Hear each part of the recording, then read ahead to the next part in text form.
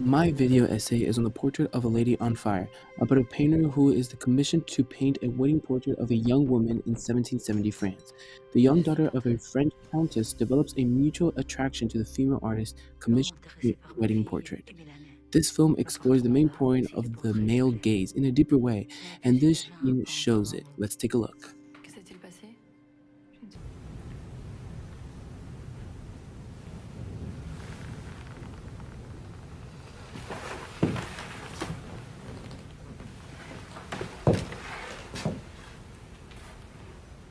Vous ne dites rien?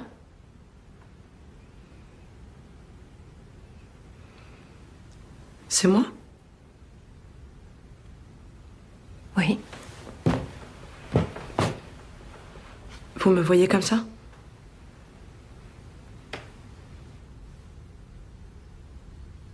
Il ne s'agit pas que de moi. Comment ça, il ne s'agit pas que de vous? Il y a des règles, des conventions, des idées.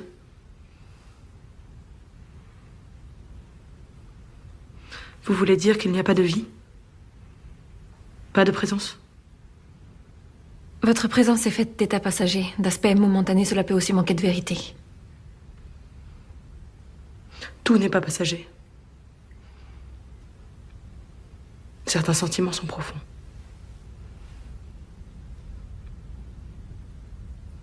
Que cela ne soit pas proche de moi, First off, we have Heloise looking at the first painting that Sophie made.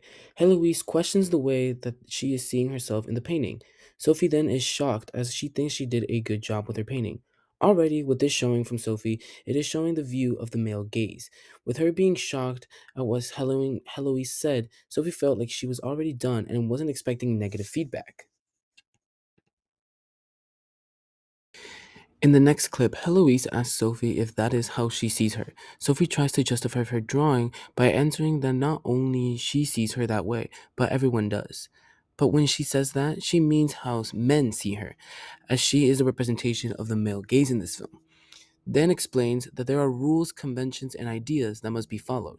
With her explaining that, it shows that the male gaze as she is explaining ideals from people that she has learned from, being all men.